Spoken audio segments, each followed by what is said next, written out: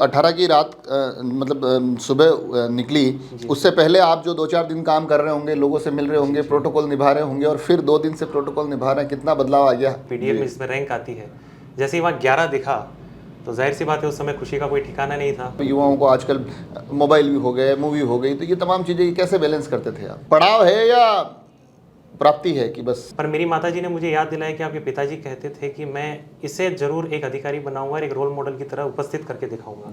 कि मेरे साथी थे, उनके सिलेक्शन हो गए, मेरा नहीं हो गया, मेरा नहीं हुआ, मैं रह गया, माताजी भी डिप्रेशन में चले गए। उस वक्त तो बड़ी एक स्थिति बड़ी दुखद हो जाती होगी एकदम कि आपका लक्ष्य सुदृढ़ होना चाहिए। दूसरी बात, जब आप फेल हो जाते हैं तो आप इंस्टेंटली उसका एनालाइज नहीं कर पाते कि मैं फेल क्यों हुआ था। वो एक दुख के कारण आप ज़्यादा फैक्चुअली सोच नहीं पाते। तो कुछ दिन निकलने के बाद जब आप सोचेंगे तो आपको जाहिर सी बात 100% अपनी कमियां नजर आएगी। तो आज वो मुझे इस पोजीशन पर देख के बहुत खुश है और मेरे लिए बहुत खुशी की बात है। नमस्कार। जुलाई 2021 आरएएस का रिजल्ट आता है। कई लोग उस वक्त हंसते मुस्कुराते सफलता के उस मुकाम तक पहुंचते हैं। असफलताओं की फहरिस्त भी लंबी होती है, और उसी जुलाई 2021 की एक कहानी मुझ तक भी पहुंचती है कि एक युवा जो तैयारी कर रहा था, मगर वो जो सफलता उन्होंने चाही थी उस वक्त मिलती नहीं है। परिवार की उस वक्त जिम्मेदारियां निभा रहे होते हैं, माताजी उनकी बड़ी परेशान होने लगती है, और ये जो स्थितियाँ होती है वो आगे की तैयारियों को बड़ी और भी चुनौतीपूर्ण बना देती है। मगर कमाल की बात है कि उन चुनौतियों को स्वीकार किया जाता है, उस असफलता को पीछे छोड़ा जाता है। जुलाई 2021 को भूलते हुए नवंबर 2023 तक पहुंचा जाता है, और कमाल की बात यह है कि उस वक्त जो 1521 रैंक बनी थी, वो पायदान बड़े बेहतरीन तरीके से बदलकर नंबर 11 तक आ जाते हैं। और जब मैं उनसे मिला, बड़े युवा से, बिल्कुल एकदम ऊर्जावान विवेक जी, वो अभी हमारे साथ है। सबसे पहले तो आपको आरएस क्लियर करना और 11वीं रैंक लाना, मतलब मैं अभी तक भी विश्वास नहीं कर पा रहा हूँ कि मेरे सामने इतने होशियार लड़के कोई बैठे हैं इतने, बिल्कुल। तो सबसे पहले बहुत बहुत बधाई आपको, बहुत बहुत धन्यवाद। वैसे मैंने आपके जो ये अंक देखे हैं तो 1521 थे पिछली बार आपके, तो उसके पीछे 21 था, इस बार 11 है। तो वो आपका अभी जो बात चल रही थी कि शगुन बड़े अच्छा सा श्रीनाथ जी ने आपको दे दिया, तो पहले तो ये बताइए कि कैसा महसूस कर रहे हैं, भावनाएं क्या है आपकी? बहुत ज़्यादा खुश महसूस कर रहा हूँ मैं इस समय। और जब परिणाम आया था तो मेहनत तो बहुत अच्छे से की थी। कोई एक रैंक फिक्स सोचकर कोई व्यक्ति बैठता नहीं है परिणाम से पहले। जैसे ही वो ब्रैकेट होता है एक पीडीएफ में जिसमें रैंक आती है, जैसे ही वहाँ 11 दिखा तो जाहिर सी बात है उस समय खुशी का कोई ठिकाना नहीं था। और मुझे इस बात की ज़्यादा खुशी थी कि ये खबर कितनी जल्दी मैं मेरी माँ को जाकर बताऊँ और उनकी जो चिंताएँ हैं सारी एक पल में ख़त्म हो जाए। तो उस वक्त क्या आप अकेले ही थे, क्या स्थिति थी? मैं थोड़ा सा मैं उसको इमेजिन करने की कोशिश कर रहा हूँ। परिणाम सर जनरली आरपीएससी का जो अंतिम दिन होता है इंटरव्यू ख़त्म होने के बाद उसकी तैयारी शुरू होती है, और रात को 10 बजे के बाद लगभग ये हमें जानकारी थी कि होना चाहिए डिक्लेयर। और रात को लगभग 11 से 11:15 के बीच में वो परिणाम डिक्लेयर हुआ। तो ऑब्वियसली मैं अपने कमरे में अकेला था उस समय, मेरी माताजी सो चुकी थी। थोड़ा सा आपके परिवार के बारे में, क्योंकि आपके पिताजी का मैंने सुना है कि 2001 में देहांत हो गया। जी सर। तो उसके बाद से ज़िंदगी रही कैसी, थोड़ा सा ये समझना चाह रहा हूँ मैं। मेरे पिता का देहांत 2001 में हुआ। 2001 में देहांत होने के बाद मेरी माताजी जो है वो अपने स्वास्थ्य संबंधी कारणों से बहुत जूझती रही। मैं उस समय 6 वर्ष का था जब मेरे पिताजी का देहांत हुआ था। तो मेरे माताजी ने हमेशा एक ही चीज़ मुझे याद दिलाई कि आपको अपने पिताजी के पद चिन्हों पर और आदर्शों पर ही चलना है। जी। तो जैसा कि हम जानते हैं कि नाथद्वारा में गवर्नमेंट सर्विसेज को टारगेट करना और उसमें भी सिविल सर्विसेज को टारगेट करना बहुत चैलेंजिंग है। यहाँ अधिक गाइडेंस उपस्थित नहीं है और एनवायरनमेंट भी नहीं है, सच कहूँ तो सर उस तरह का। बिल्कुल।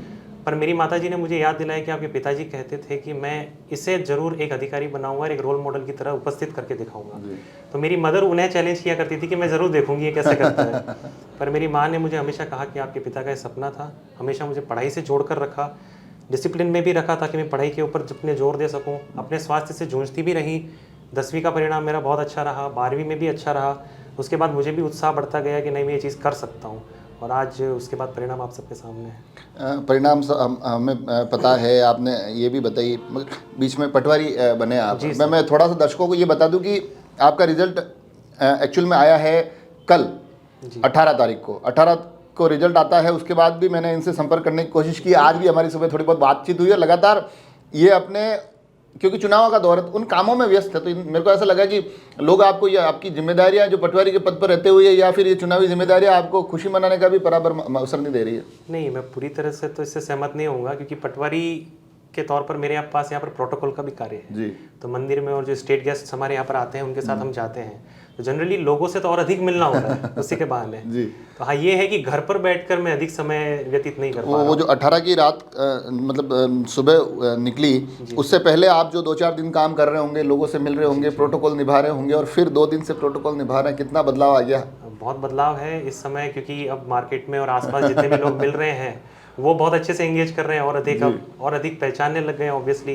हाँ, ये है कि अब मैं घर पर और कम समय व्यतीत कर पा रहा हूँ, जो मैं चाहता हूँ कि मैं घर पर भी समय व्यतीत करूँ अपना थोड़ा। जी।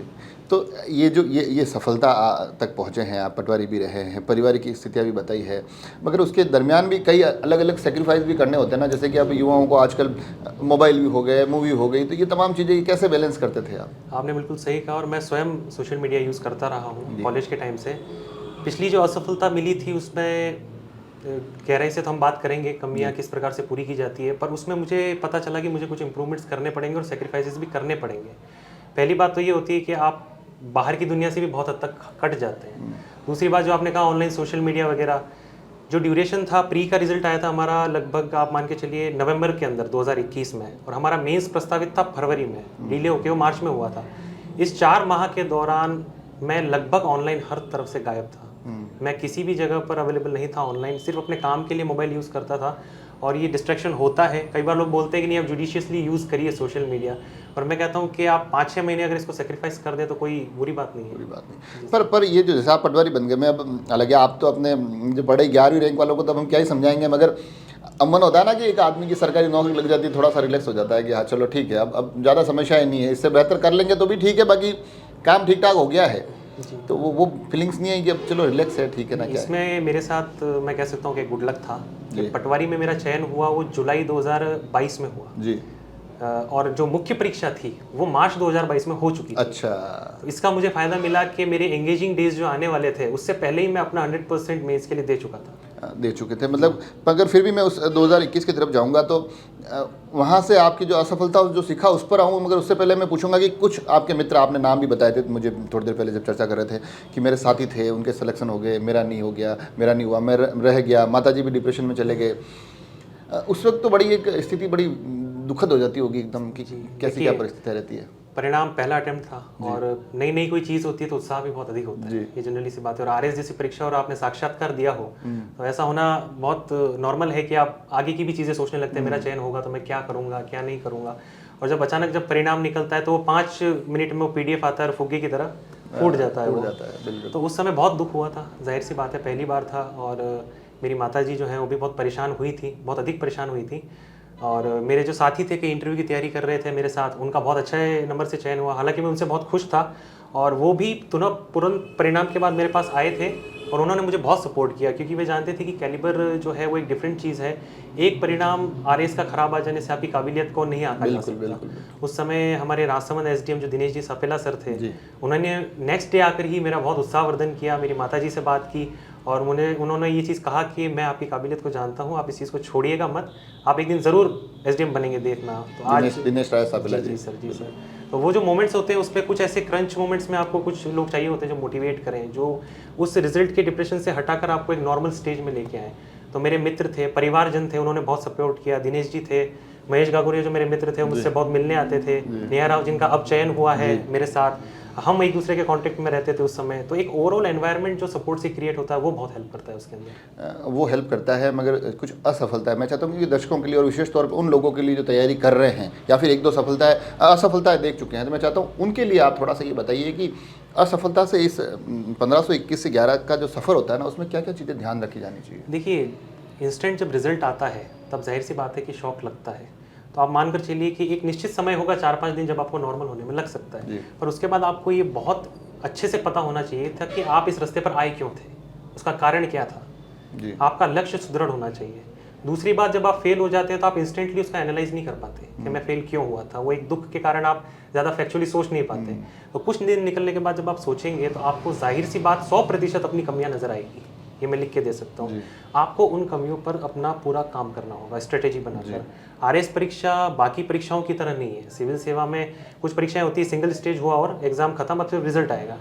आरएएस परीक्षा में प्री होगा, फिर मेंस होगा, फिर इंटरव्यू आएगा। तो लंबी प्रोसेस की वजह से आपकी प्लानिंग बहुत अच्छी होनी चाहिए। उसी प्लानिंग का पार्ट है आप अपनी कमियों को किस तरह पूरा करते हुए चलते हैं। तो जो कमियां हैं उन्हें पहचानना सबसे जरूरी है। यदि आप स्वयं स्वीकार नहीं करेंगे कि मुझसे ये गलती हुई थी इस परीक्षा में, तो आप सुधारेंगे किस चीज़? बिल्कुल। मैंने सबसे पहली स्टेप ये की, नॉर्मल होने के बाद मैं बैठा और मैंने सोचा मुझसे गलतियाँ क्या क्या हुई थी, और मैंने उस पर सुदृढ़ होकर काम किया। और मैं इतना कॉन्फिडेंट था अगर ये कमियां मैं पूरी कर लेता हूं तो मेरा तो इतने अच्छे नंबर पिछली बार भी आ सकते थे कि मैं मेरिट में आता। जी, ये बहुत ज़रूरी है। ये ज़रूरी है। अब थोड़ा सा मैं आपकी ज़िंदगी से जुड़ी हुई चीज़ें पूछूंगा, मगर उससे पहले ये ज़रूर पूछूंगा कि ये पड़ाव है या प्राप्ति है कि बस? सर ये ना पड़ाव मानूंगा ना प्राप्ति मानूंगा, ये प्रवेश है एक नए कार्यक्षेत्र की तरफ। कई लोग जैसे बोलते हैं कि अचीवमेंट है, उपलब्धि है, पर ये यहाँ पे फुल स्टॉप होकर खत्म हो जाएगी। अब मेरा आकलन जो है वो इस चीज़ पर होना चाहिए कि मेरा आउटपुट यहाँ पे कैसा होता है। यहाँ तक आना मेरी व्यक्तिगत उपलब्धि है, बाकी आसपास के लोग सभी खुश होते हैं, पर इसका इंस्टेंट बेनिफिट सिर्फ मुझे मिल रहा है। अब मैं अपने पद पर दायित्वों का निर्वहन किस प्रकार से करूं कि मेरा आउटपुट क्या योगदान देगा आगे, वो मायने रखता है। वो ख्यालों में वो एक बड़ा सा चैम्बर गाड़ी दिखने लगी। अब जैसे आप तो क्योंकि राजकीय सेवा में थे अभी साल भर से, तो अधिकारियों के चैम्बर में भी जाते होंगे, उनके रुतबे को भी देखते होंगे, तब तो लग रहा होगा कि मतलब मैं भी उसी में प्रवेश करने वाला। बाहर से लगता है बहुत अधिक, पर जब आप हैबिचुअल हो जाते हैं साथ में तो पता पड़ता है कि बहुत नॉर्मल होता है। और अधिकतर बात ये जो गाड़ी बंगला और ये सब बात की जाती है, इसका उपयोग का भी आपको पता नहीं चलेगा, टाइम ही नहीं मिलता है सर इतना। ऐसा तो नहीं है कि कुछ लोग आपकी इस राजकीय सेवा के दौरान कुछ तल्क रहे हो और अब आपको लगे कि देखो अब मैं तुम्हारा भी अफसर बन गया हूँ, ध्यान रखना? नहीं सर, ये मैं नाथद्वारा तहसील के लिए मैं स्पेशली आपको कहना चाहूँगा, जहाँ मुझे पदस्थापन मिला, उपखंड कार्यालय हो, यहाँ पर एसडीएम साहब हो, तहसीलदार साहब जो भी अब तक कार्यकाल में रहे, बहुत अच्छे, बहुत सपोर्टिव रहा है। पूरा स्टाफ नाथद्वारा तहसील का जो है बहुत सपोर्टिव और स्टाफ ऐसा रहा है। हालांकि मुझे जब तैयारी के लिए समय की आवश्यकता थी तब मेरे तहसील वाले बहुत खुश थे और उन्होंने मुझे छुट्टी दिलाई एडिशनली 1 महीने की। आप तो जाइए, तैयारी कीजिए और आप एसडीएम बनकर आइए, हम और खुश होंगे। ये जो होती है ना, जैसे आपकी बातों से समझ पा रहा हूँ, मैंने जब 2021 के रिजल्ट आए तो उस वक्त भी आपने जिनके नाम लिए, महेश जी से मैंने बात की थी, दिव्यराज सिंह से मैंने बात की थी, नेहा जी से भी बात की थी।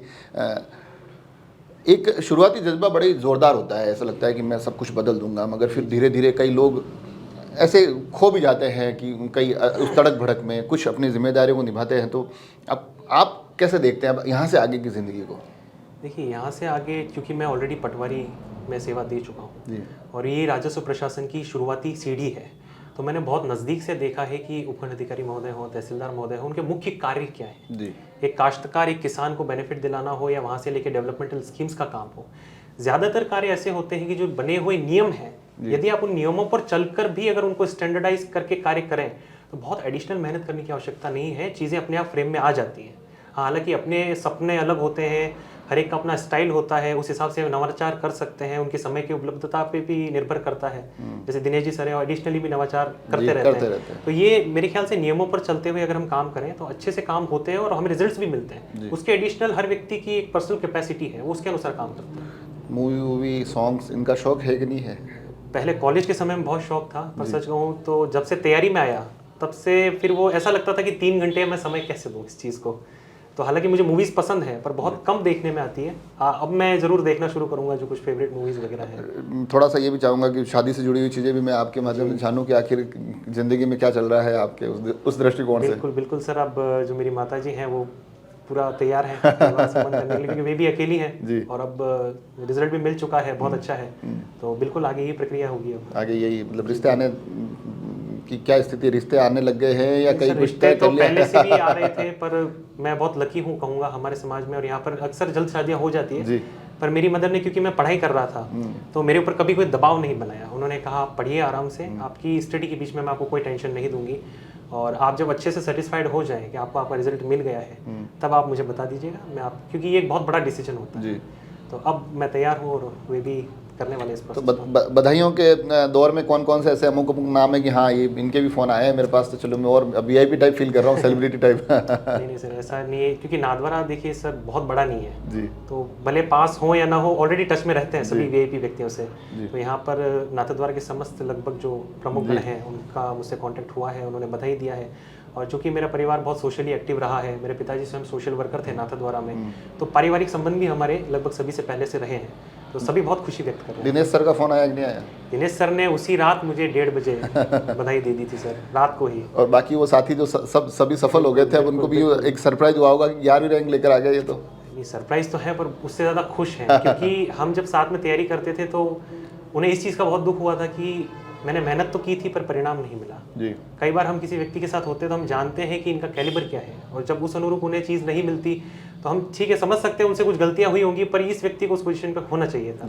तो आज वो मुझे इस पोजीशन पर देख के बहुत खुश है और मेरे लिए बहुत खुशी की बात है। एक आखिरी सवाल, अमूमन क्योंकि आप जिस पद पर जाएंगे तो ये तय है कि आप अपने क्षेत्र में यहाँ नहीं रह पाएंगे, आपकी नियुक्ति क्षेत्र के बाहर होगी।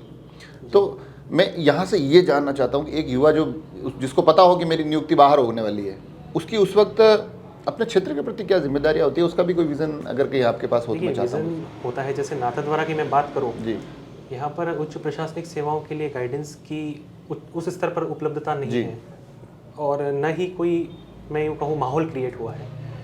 तो एक ही कह सकते हैं कि अपने क्षेत्र में, शिक्षा के क्षेत्र में आप जितना लोगों को जागरूक कर सके, क्योंकि राजसमंद में कई बार हम देखते हैं कि शिक्षा संकुल की रेटिंग्स में भी पिछड़ता है। जी, सामान्य शिक्षा में पिछड़ रहा है, तो प्रोफेशनल एजुकेशन हो, कोचिंग तो मैं नहीं कहूँगा, पर यह है कि गाइडेंस एक तरीके से मिल पाए बच्चों को, वो एनवायरनमेंट नहीं है। तो हमारी जिम्मेदारी बनती है कि हम अच्छे से गाइड करें बच्चों को कि जो इस क्षेत्र में आना चाहते हैं उनको किस प्रकार से आगे आना है, जी, ताकि वे भटके ना, समय व्यर्थ उनका ना हो। और इसके अतिरिक्त हम कह सकते हैं जैसे फीमेल एम्पावरमेंट, नेहा जी का सिलेक्शन हुआ है तो वो महिलाओं के लिए एक बहुत इंस्पिरेशनल फिगर होता है। अब मेरा चयन जैसे मेरे समाज से और यहाँ नाथद्वारा से हुआ है, तो इतने दिन से अब उनके सामने एग्जाम्पल है कि ये कर सकते हैं तो मैं भी कर सकता हूँ। अब आप यदि मेरे मित्र हैं बहुत अच्छे और आप कुछ करेंगे तो मुझे लगेगा ये मेरे साथ थे बचपन से, इन्होंने कर लिया तो मैं क्यों नहीं कर सकता था। वो एक कॉन्फिडेंस बूस्टअप होता है, और वो सिर्फ आरएस के लिए नहीं बोल रहा हूँ, वो किसी भी फील्ड में हो, वो बोले उद्योग में हो, किसी और फील्ड में हो, उनका कॉन्फिडेंस बिल्डअप होता है कि ये कर सकते हैं तो मैं भी कर सकता हूँ। जी, तो वो एक कॉन्फिडेंस आप अपने इस क्षेत्र के युवाओं को देना चाह रहे हैं। इंस्पिरेशनल फिगर बहुत बड़ा क्रिएट होता है सर। तो देखा आपने, मतलब बड़ी सुलझी हुई सी बातें की। हालांकि जो दौर इन्होंने 2021 में देखा और जो दौर आज हम महसूस कर पा रहे हैं, जो 1521 से लेकर 11 तक का सफ़र मैं आप तक पहुंचाने की कोशिश कर रहा हूं, यकीनन खुशी होती है कि असफलता को देखना, उसके बाद कुछ बाधाओं के बाद पुनः उस दौड़ में जुड़ जाना और एक ऐसा मुकाम हासिल करना जो कि जैसा विवेक जी ने कहा है कि हमारे क्षेत्र के युवाओं को ये प्रेरणा दे कि असफलताओं के बाद भी ज़िंदगी ख़त्म नहीं होती है, सफलताओं के बाद भी जिम्मेदारियां हमें निभानी चाहिए। आप सभी लोग जुड़े रहे राजसमंद एक्सप्रेस से। धन्यवाद।